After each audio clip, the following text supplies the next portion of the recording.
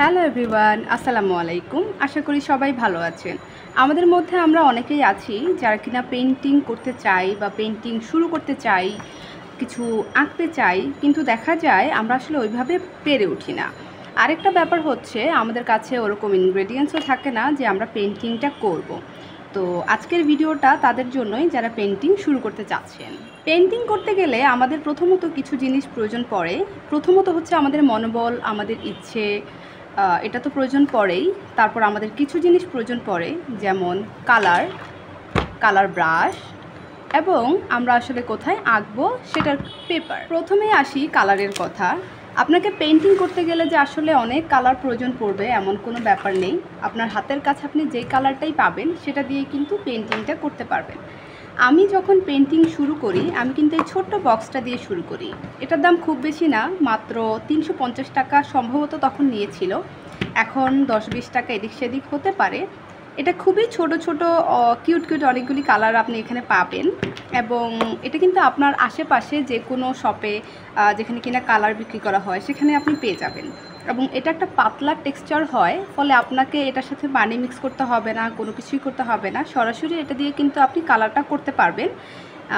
এবং আপনি এটা দিয়ে কালার করতে করতে যখন আপনি শিখে যাবেন পেন্টিংটা, পরবর্তীতে কিন্তু আপনি নিজেই বুঝতে পারবেন যে কী ধরনের কালার আপনি কিনবেন, আরও কী কালার আপনাকে নিতে হবে, আপনি নিজেই বুঝে যাবেন। সো আপনি স্টার্টিংটা এরকম একটা কালার দিয়ে স্টার্ট করতে পারেন, বা আপনি চাইলে কিন্তু পুরো একটা কালারের সেটও নিয়ে নিতে পারেন যদি আপনি এফোর্ড করতে পারেন।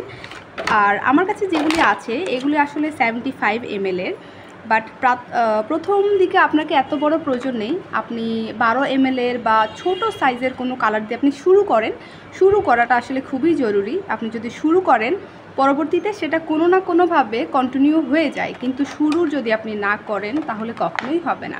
সো শুরু করাটা খুবই গুরুত্বপূর্ণ।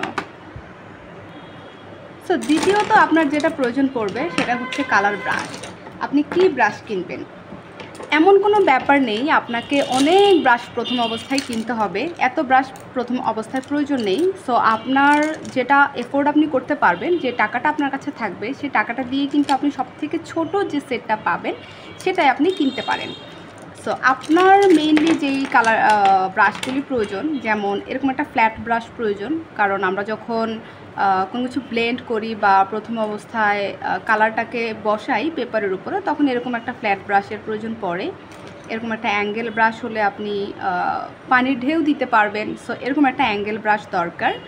এরকম একটা ব্রাশ, এটা খুবই গুরুত্বপূর্ণ একটা ব্রাশ। এই ব্রাশটা দিয়ে আপনি অনেক ডিটেইলিং কাজ করতে পারেন। মুশকিল অনেক গাছের পাতা বা গাছের বিভিন্ন অংশ আপনি এটা দিয়ে কিন্তু আঁকতে পারবেন। তারপর এরকম একটা গোল ব্রাশ খুবই গুরুত্বপূর্ণ।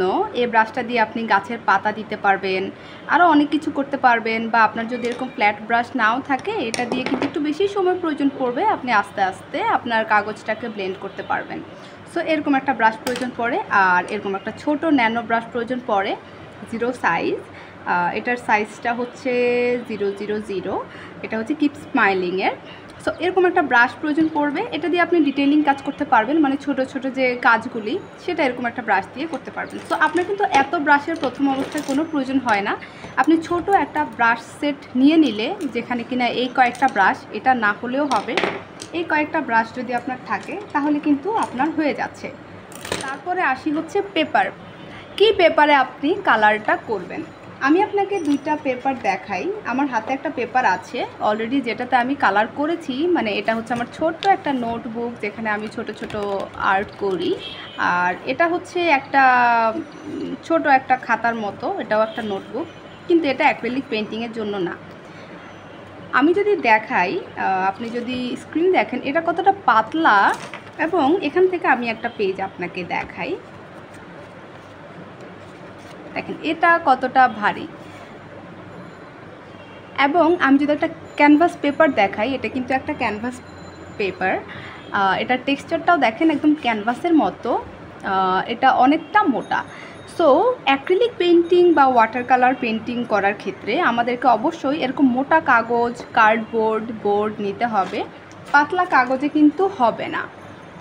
এই যে এটা আমার আরেকটা আর্ট বুক, এটার মধ্যে আমি টুকিটাকি কিছু আর্ট করি। সো এটাও কিন্তু খুবই পাতলা। সো এরকম হলে হবে না, এরকম মোটা প্রয়োজন পড়বে আপনার অ্যাক্রিলিক কালার পেন্টিং করার জন্য।